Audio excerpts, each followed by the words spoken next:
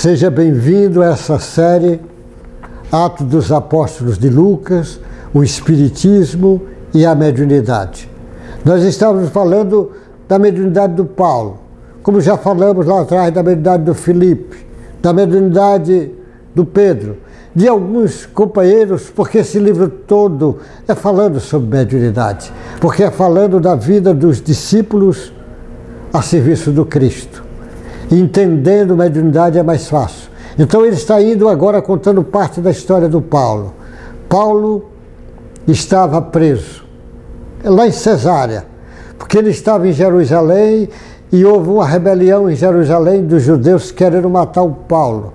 E Paulo tinha dado testemunho ali diante do Sinédrio. Aconteceu com Paulo o mesmo que aconteceu com Cristo lá no Sinédrio, que foi condenado à pena da cruz. Aconteceu no Sinédrio que o Paulo na época fazia parte como alguém do Sinédrio que condenou Estevão para ter morte apedrejado.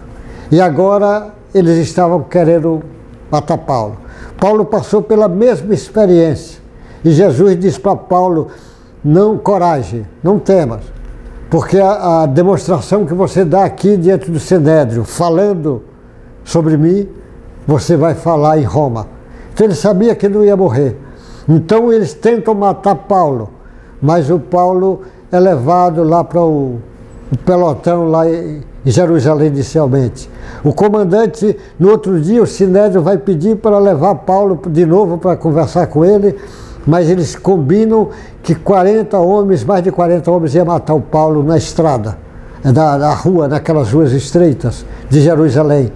E então, Paulo, sabendo disso, ele avisa o centurião avisa o comandante. E o comandante pega o Paulo naquela noite e leva para a fortaleza lá de Cesárea. E entrega ao governador para julgar. E o governador está ouvindo.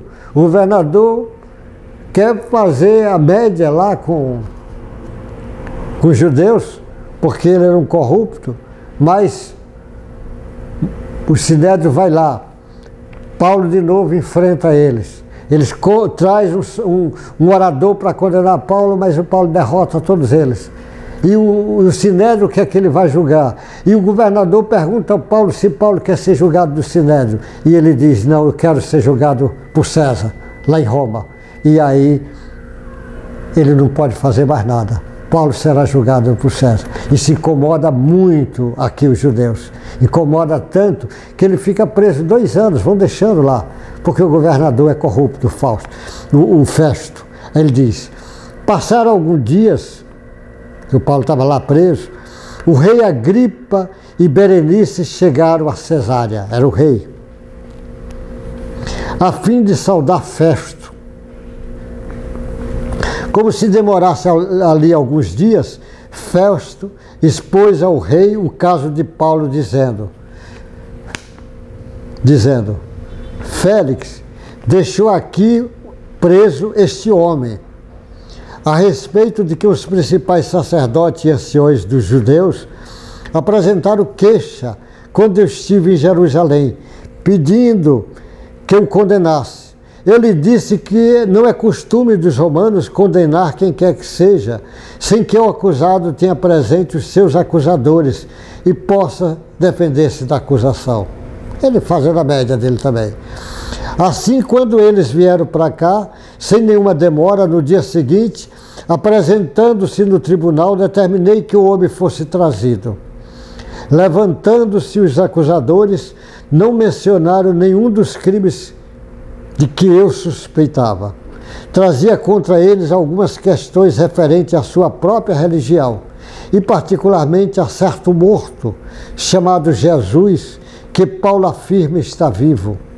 Estando eu perplexo quanto ao modo de investigar essas coisas, perguntei-lhe se queria ir a Jerusalém para ser julgado a respeito disso. Mas havendo Paulo apelado para que ficasse em custódia com o julgamento de César, ordenei que o acusado continuasse detido até que eu enviasse a César. Então Agripa disse a Festo, eu também gostaria de ouvir esse homem.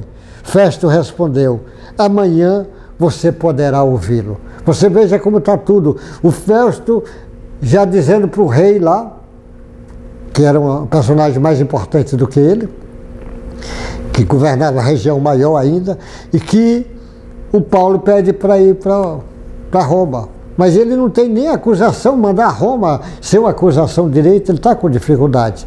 E o Agripa diz, eu quero ouvi-lo, porque já sabia, já conhecia ele de nome. E aí ele continua na sequência. Festo de novo fala a Agripa. De fato, no dia seguinte, vindo Agripa e Berenice com grande pompa, tendo eles entrado na sala de audiência, juntamente com oficiais superiores e homens eminentes da cidade, Paulo foi trazido por ordem de Festo. Então Festo disse, Rei Agripa, e todos os senhores aqui presentes, veja este homem, por causa de quem toda a multidão dos judeus recorreu a mim, tanto em Jerusalém como aqui, clamando que não convinha que ele vivesse mais. Porém, eu achei que ele não tinha feito nada que fosse possível de morte. Entretanto, tendo ele apelado para o imperador, resolvi mandá-lo para cá. No entanto, a respeito dele, nada tenho de mais concreto que possa escrever ao imperador. Por isso, eu o trouxe à presença dos senhores, especialmente à sua presença, ó rei Agripa, para que, feita a arguição, eu tenha alguma coisa que escrever, porque não me parece razoável enviar um preso sem mencionar, ao mesmo tempo, as acusações que existem contra ele. Você veja, mais uma vez, Paulo diante das autoridades romanas. Agora, a primeira foi lá em cima do comandante. Depois o Lisias. Agora é o Festo, que equivaleu ao governador da região. Agora é o rei Agripa, que era um império maior. Mas ele está querendo ir para César, porque os querem julgá-lo. Mas ele sabia que não ia ser morto, porque Jesus já tinha aparecido no fenômeno mediúnico de Paulo, que viu Jesus algumas vezes dizendo, o testemunho que você deu em Jerusalém, você dará em Roma. E eles vão mantendo preso o Paulo, mas enquanto o Paulo está preso, ele vai, muitos soldados vão mudando, e as pessoas vão visitando ele lá em Cesárea. Eles vão trazendo, e o Paulo vai mandando os recados, porque o Paulo já tinha feito centenas e centenas de comunidades. Muitas igrejas já tinha aberto debaixo do costurar, do envezar do Paulo. O Paulo era o maior abridor de igreja do cristianismo primitivo. O Paulo fez maior número de comunidades. Paulo era um sujeito predestinado, determinado. Ele recebe como missão levar, como Jesus diz, o Evangelho vai ser levado de Jerusalém para Samaria, para a Judéia, até o confins do mundo. E o Paulo já tinha levado para centenas de lugares, fora os lugarejos, cidades, ele já tinha levado centenas. Já tinha deixado amigos em todos os lugares. Estava preso, mas ele estava sereno, porque ele, nesse período, ele já estava, como ele dizia, já combatiu o bom combate. Ele estava em paz com ele. Como vai ficar em paz todo médium? Todos nós somos médios, um com consciência, outro não. O médium que trabalhar no bem, o médium que tomar o caminho do bem, da fraternidade, da esperança, do consolo, do amor. A mediunidade, ela pode se transformar numa bênção, se você usar a mediunidade debaixo da humildade, da simplicidade, trabalhando para o Cristo e para o Cristo. Mas também ela pode causar grandes transtornos se você quiser usar a mediunidade para ganhar dinheiro, para satisfazer vaidade, para buscar poder. Porque é como diz Jesus, dá de graça o que de graça recebeste. Então a mediunidade é um tesouro. Nós temos recente um Chico Xavier como exemplo do que é mediunidade. Uma mediunidade toda a serviço do próximo, ou seja, as suas possibilidades divinas, porque todos nós temos o reino de Deus dentro de nós, como Jesus fala, que não está aqui nem acolá, o reino de Deus está dentro de cada um. E você pode usar essas informações, trazer para a sua consciência as possibilidades divinas que está dentro de você. A mediunidade vai abrir espaço para você fazer isso. E o Paulo, sem sombra de dúvida, foi um dos grandes médiuns do cristianismo. E o Paulo já vai falando, você vê que Jesus disse, vai falar aos 6, você vai falar em Roma, vai levar o exemplo. E ele vai dando o exemplo com cada uma dessas figuras que ele vai passando. Que é assim que ele fazia. Sozinho, nas casas, ensinava, falava, na multidão, aonde estivesse. A mesma coisa é para nós. Você quer fazer alguma coisa? Faça. O que a vida vai te dando. É a família, é o irmão, é a filha, é a mulher, é o marido, é o colega, é do trabalho, aonde estiver. Vai exemplificando silenciosamente os ensinamentos do Cristo.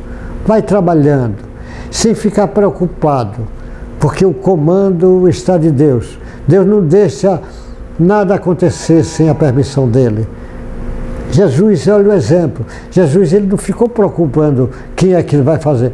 Veio o leproso, é o leproso, veio o cobrador de imposto, é o cobrador de imposto, veio a prostituta desvairada, veio o doente, o obsediado, o cego, o leproso. Ele ia trabalhando o que ia aparecendo. Para nós é a mesma coisa. Vai amando, vai servindo. O que for aparecendo diante de você. É o patrão, é o empregado, é o chefe. Vai amando, vai servindo. Não perde de vista que Jesus é o modelo e é o guia maior de todos nós.